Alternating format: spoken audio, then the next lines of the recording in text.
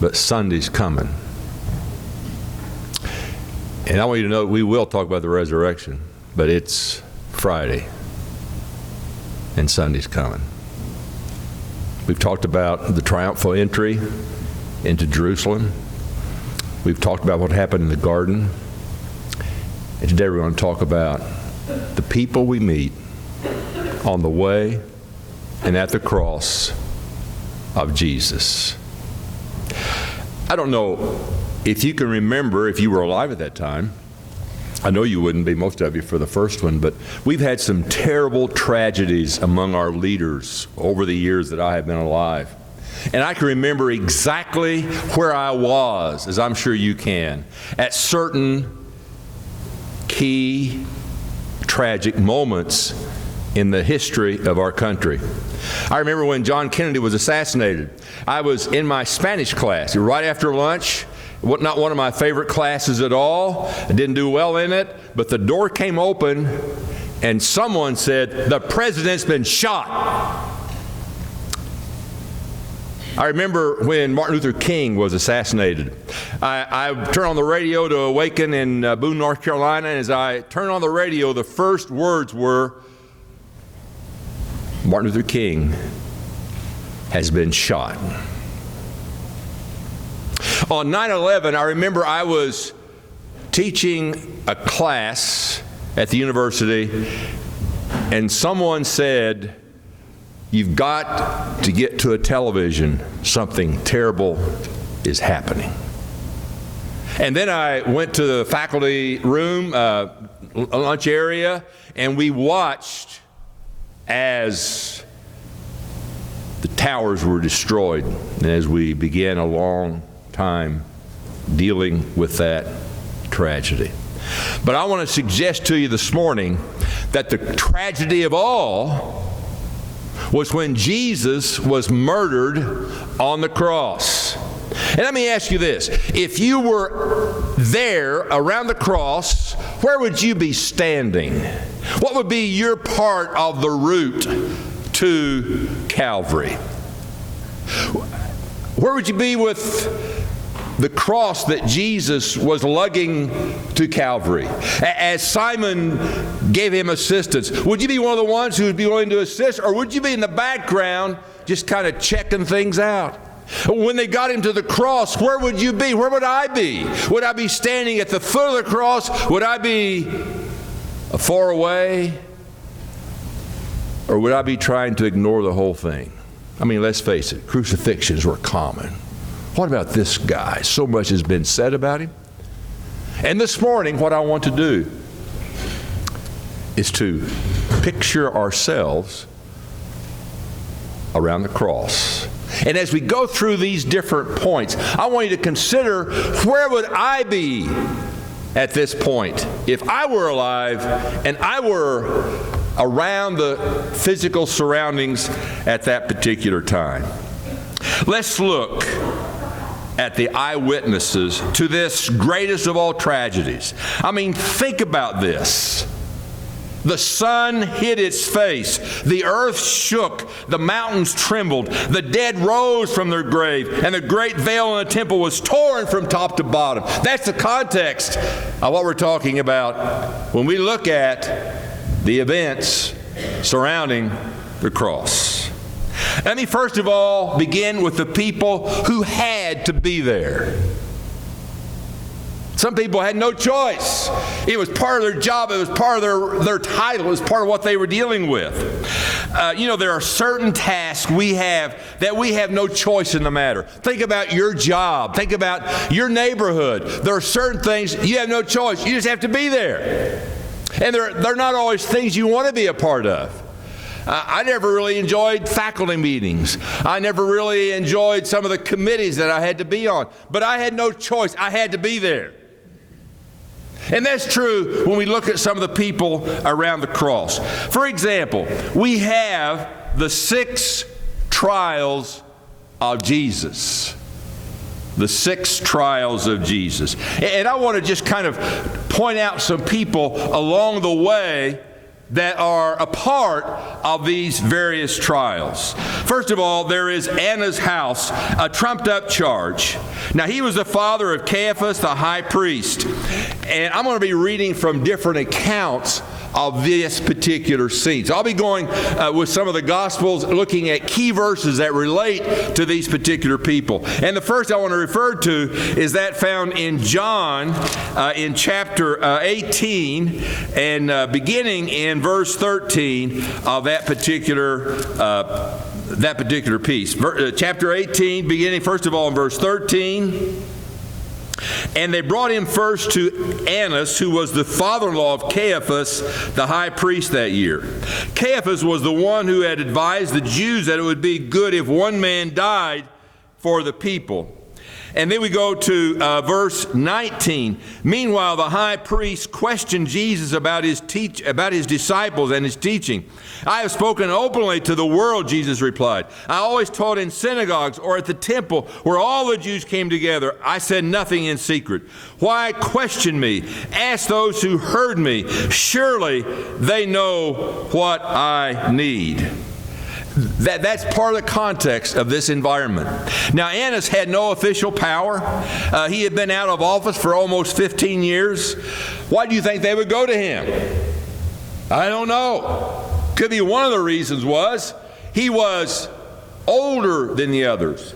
He had been there. This was not an easy environment for the people involved to try this man. And so it could be that they sent him to him first. He didn't really know what to do with Jesus. Secondly, he sent him on to Caiaphas, and this person had no backbone, brought false witnesses, declared guilty, and then sent on to the Sanhedrin. And here you had 70 who were judging, who were a part of making decisions religiously specifically. And here we have claiming to be the Son of God, the accusation. Let's look at Luke chapter 22 and beginning in verse 66 this time. At daybreak, the council of the elders, both the chief priests and the teachers of the law, met together, and Jesus was led before them. If you are the Christ, they said, tell us. And Jesus answered, if I tell you, you will not believe me. And if I ask you, you will not answer. But from now on, the Son of Man will be seated at the right hand of the mighty God. And they all asked, are you then the Son of God? And he replied, you are right in saying I am. And then they said, why do we need any more testimony? We have heard it from his own lips. Then he was sent before Pilate. And notice in the next chapter in Luke's account, beginning in verse 1, then the whole assembly rose and led him off to Pilate. And they began to accuse him, saying, we have found this man subverting our nation. He opposes payment of taxes to Caesar, claims to be Christ, a king. So Pilate asked Jesus, are you the king of the Jews? Yes, it is as you say. And then Pilate announced to the chief priests and the crowd, I find no basis for a charge against this man. But they insisted. He stirs up the people all over Judea by his teaching. He started in Galilee and has come all the way here. And on hearing this, Pilate asked if the man was a Galilean. And when he learned that Jesus was under Herod's jurisdiction, guess what he did? He sent him there.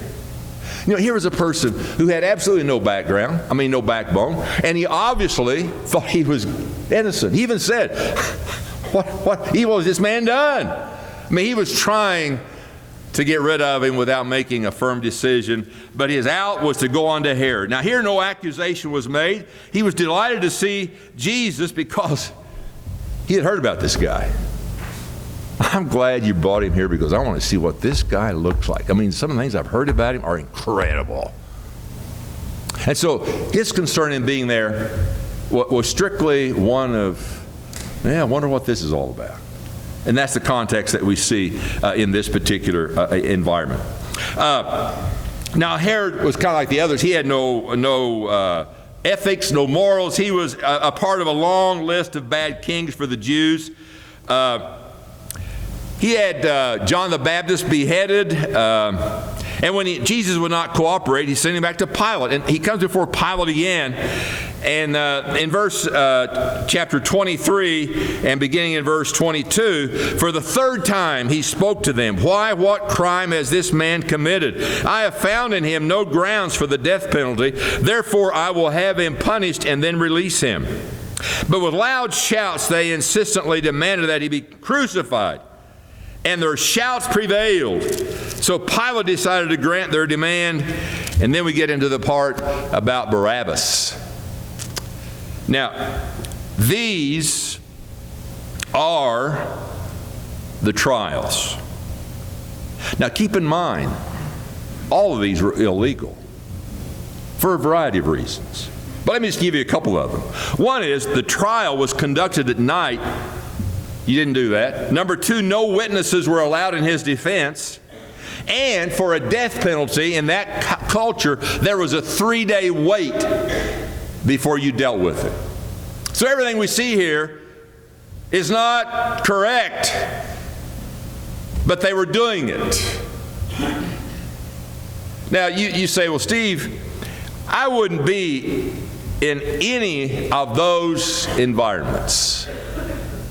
That would not be me in any sense of the word. But once we get past the trials, then we meet people like Simon that we read about a few moments ago.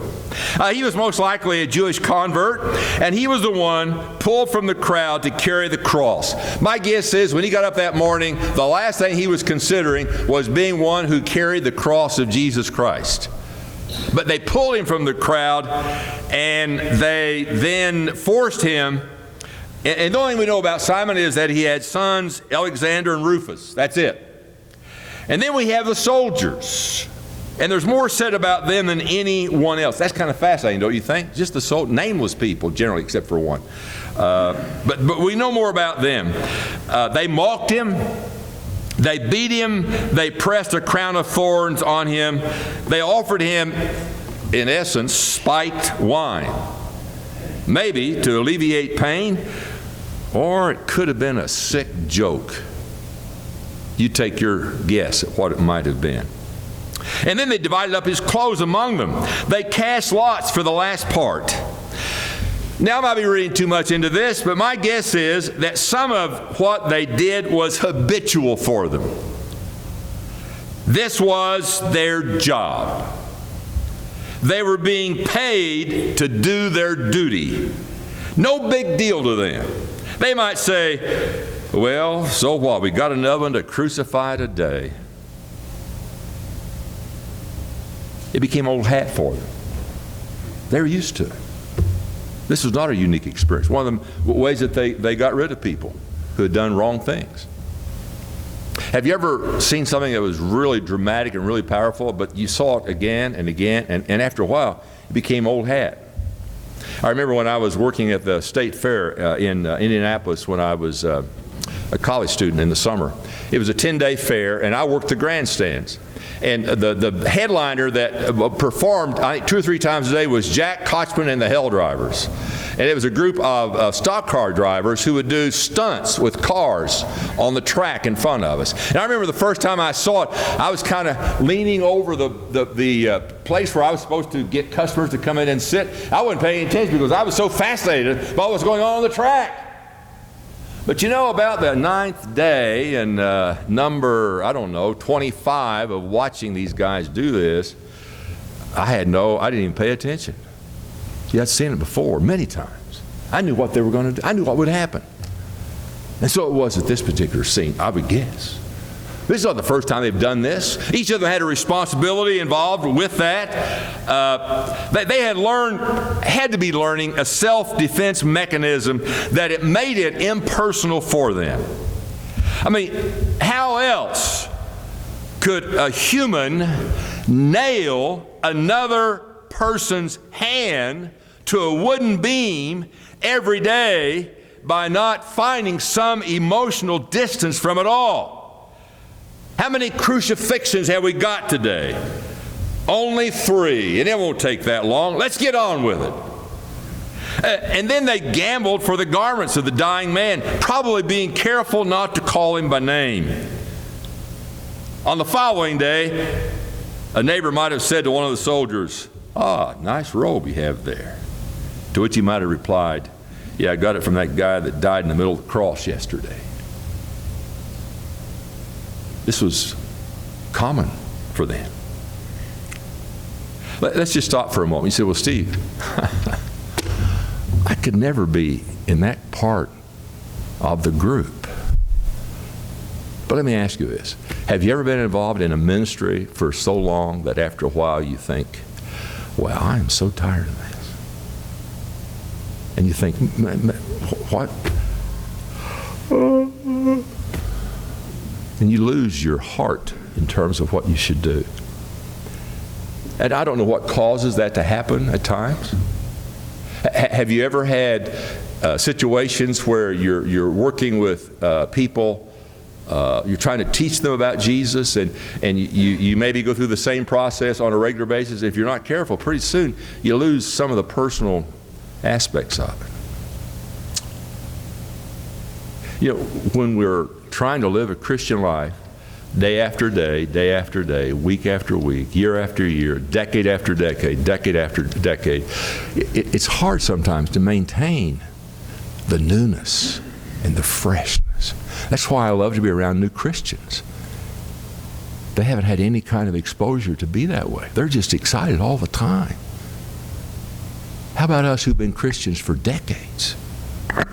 How do we handle those things that we do on a regular basis? One of the areas I like to read here, and that is in Luke chapter 23.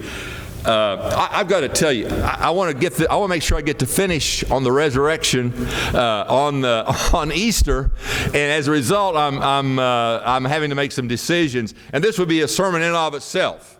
And that's the two thieves on either side of the cross with Jesus. But let me just read a couple of verses in regard to this. This is in Luke chapter 23, beginning in verse 39 of that chapter. One of the criminals who hung there hurled insults at him. "Aren't you the Christ? Save yourself." But the other criminal rebuked him. "Don't you fear God," he said, "since you are under the same sentence? We are punished justly, for we're getting what our deeds deserve. But this man has done nothing wrong." And then he said, "Jesus, remember me when you come into your kingdom." And Jesus answered him, "I tell you the truth, today you will be with me in paradise." Keep in mind all that's involved with the different people that we meet here. One thief mocked him, talked badly to him, bitter about his life and hurling insults Jesus' way. Unlike Jesus, both were obviously guilty of the wrong they had been accused for, and they were paying the consequences. And the one of them would rather die than seek forgiveness.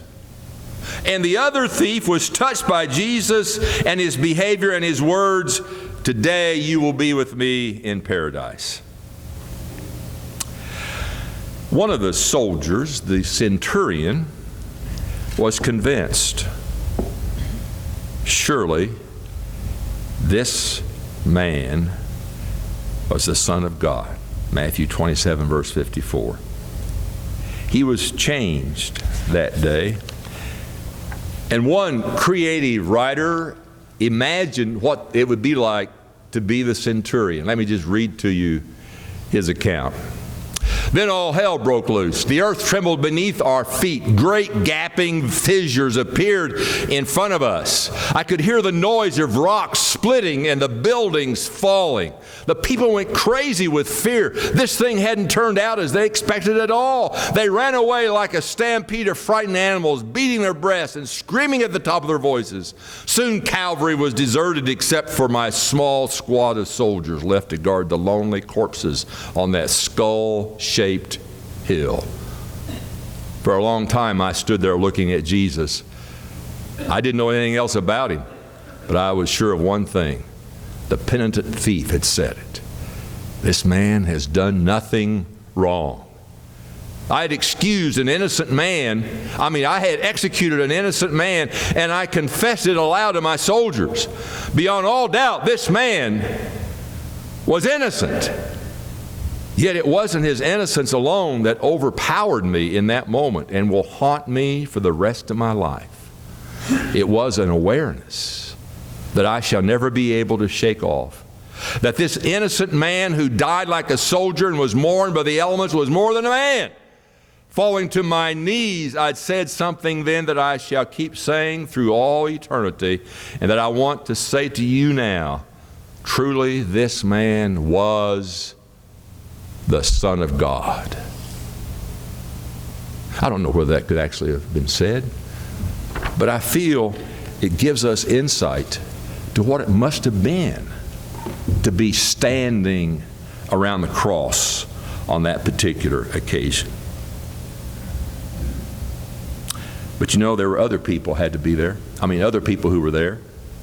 Number two, there were also those who were curious. And the people stood beholding. In other words, some people just they finally got him, didn't they? You can almost hear the buzz among them, because talk had been around at that time about what was going on. But here you see they're just checking things out.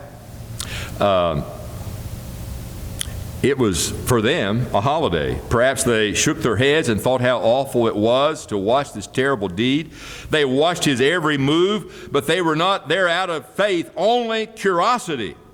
These are the kinds of people fascinated by a wreck by the side of the road or a fist fight at school. I remember being at Reds games, and we'll see the security people running down the steps to a certain row, and we all quit looking at the game and, oh no, what's going on? We can't resist looking. And that had to be the case, I think, with some of the people who were here at the cross. And we have curious people come to church. It's kind of neat. One of my favorite times is VBS, when we have open house. And some people come just because they want to see what their kids have been learning about. I've heard this story of, you fill in the blank, David or Joseph. And I've got to learn. I've got to find out what these people are doing here. And so they come, of course, for support of their kids. But haven't you had experiences when you've been at open house for VBS where they'll come and say, well, little Joey's talked about this a lot, and I just wanted to kind of see for myself.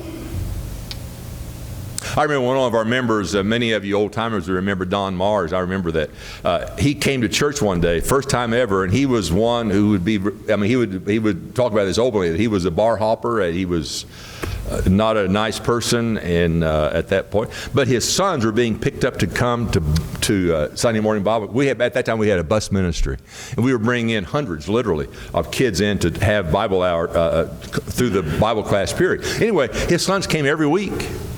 And I remember seeing him in the other building, standing out in the hallway, and I said, my name is Steve Boyd, and he said, well, my name is Don Mars. He says, the only reason I'm here is I got to see what's going on here. And of course, many of you know Don. He became one of our most faithful members and was a very important part of our church for many years. But people sometimes, just out of curiosity, will want to figure out what's going on. I'm sure we've had people in LST who see the sign about free English lessons. They think, free? Learning English is free? I got to figure out what this is. And so they'll come to our informational meeting just because they're curious. And that had to be some of the people at the cross. Would we be amongst that particular group? Number 3, there were the ones who loved him. People who love Jesus can be found standing around the cross. Among them are Mary, his mother, Mary Magdalene, Mary the mother of James, Joseph, Salome, and also the Apostle John. Many of these women had come with Jesus from Galilee to attend to the needs of him and his disciples. Now, they cannot help, none try, And later they'll want to take care of his dead body. But they can't do a thing for him while he is on the cross. But they're standing around the cross. They're not ashamed to be associated with him. How about us? When discussions come up about Jesus and there's maybe some ridicule and some joking and making fun of it, how do we handle that? Do we ignore saying anything? Do we allow them to take over? But here you see people loved him. They didn't care what people thought. They wanted to be there to give him moral support. They are not ashamed to be associated with him. I mean, there was Mary, the heartache she must have felt to see her son go through this kind of agony. The reality of the resurrection was not to be known for 3 more days. Mary did not have a hindsight that we have today. And notice the verses, I think that some of the most touching verses in Scripture, and we'll see them on the screen here in a moment. When Jesus saw his mother there and the disciple whom he loved standing nearby, he said to her, "Woman, here is your son." To the disciple he said, "Here is your mother." And from that time on, this disciple took her into his home. Isn't that a marvelous, emotional, ridden conversation? I can't continue without making just this observation.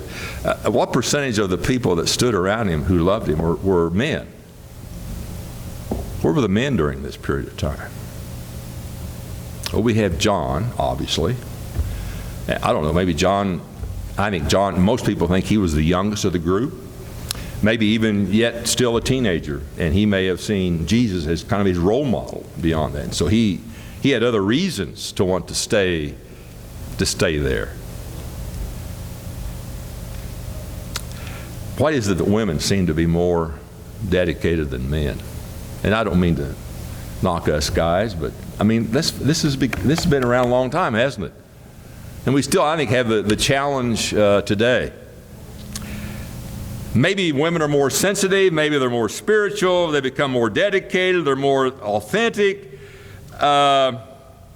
They make many of the calls and the visits, they show compassion. Why? It's a rhetorical question. But I think that's why for us guys, the women, I look at my life and I think of the directions I've gone in life and so many of the things that I've been able to do and because of the women in my life. And I just think that what a privilege it is that we have a church that honors, supports, and affirms the women. And why is that so important? Because I think they set an example for us guys. It's hard for us sometimes to have some of those traits. I can't explain this. Maybe it's just my age, I don't know. But I weep more than I used to. I feel emotion more. And maybe it's because I've seen so much. You can't help but be touched by some of those things. As I said earlier, John was the only apostle at the cross. And maybe he had less to fear because he was related to the high priest. I mean, there are lots of reasons why we might see him in this particular situation. But fourthly, there were the ones who hated Jesus. They had done everything they could to get Jesus on the cross. And we find them there too, as if to make sure that he is really killed. Okay, I got to see this for myself. I've dealt with him far too long. We got to get rid of him. I'm going to be there till I see his last breath. There are some who hated him. You say, well, we can never have any of that today, could we? None of that. But how about those who defy his deity, who do not believe in his resurrection? Think about some of the things that people have said in the name of religion against Jesus Christ. You know, we don't fully appreciate this because we live in a country where you can worship as you please. But think about some of the countries where that is not the case, where people hate Jesus with a passion. Lonita receives a magazine monthly about where people are being persecuted in the world. It has a map of the world, and it shows by colors where Christians have died that past month. It's very sobering to read that magazine because billions do not know anything about Jesus, and some of the people that do hate him. And so I would say we have these people. You may associate with them. You may want to ignore them because you don't want to deal with it. I hope you found your place somewhere around the cross this morning, because you can't be indifferent about this. Your indifference, in my opinion, says you're against him. What's our relationship? You see, my friends, my brothers and sisters, you can't avoid Calvary if you want to get to heaven. You've got to go through Calvary. And the various people we meet on the way there are people of any century, of any time. And so I would ask, which person am I? Am I like the women, the soldiers, the ones in charge of the laws, the ones who had to be there, the curious? By your lifestyle today and your behavior, which group would those around you think you belong to? Because people do make judgments about us. In different ways, people through the years have acknowledged that they are just as much a part of the mob around the cross as anyone else. Let me show you a slide coming up. We got this. Yeah, here we keep going. Okay, if you can see this particular slide, this is a Rembrandt painting. And notice the picture of Rembrandt by the cross. He painted himself into the cross because he felt he was the chief of sinners against Jesus. And so he highlighted his face and his appearance. You see, in a way, we've all been at the cross. We have all placed ourselves somewhere around the cross. And for Rembrandt, this was as personal as it could get. But let me show you the next picture. Some of you went to see The Passion of Christ. Mel Gibson, it was one of his productions. And although he was not in the movie, his hands were. And the hand you see nailing that hand to the cross was Gibson's hand. Because he wanted to be reminded that he's one who put him there. How about us? Where would we be around the cross? I want to conclude this morning with a passage that's familiar to us, but to me it is a great way to end our lesson. And if you're here this morning and you're not a Christian, if you're here this morning and your position at the cross has been a detriment to the church of Jesus Christ, then you might want our prayers, you might want our help in some way, and we'd be delighted to help you in that regard. And at the end, we have David and Laura at the back who are willing to take anyone who has a private concern, just walk across the aisles or in the back and go around and meet with them there. And before we sing the song, let me read these verses from Isaiah chapter 53, beginning in verse 4. Surely he took our infirmities and carried our sorrows, yet we considered him stricken by God, smitten by him and afflicted. But he was pierced for our transgressions. He was crushed for our iniquities. The punishment that brought us peace was upon him, and by his wounds we are healed. We all like sheep have gone astray. Each of us has turned to his own way, and the Lord has laid on him the iniquity of us all. where would you be standing around the cross? Would you come while we stand and sing? Deja vu.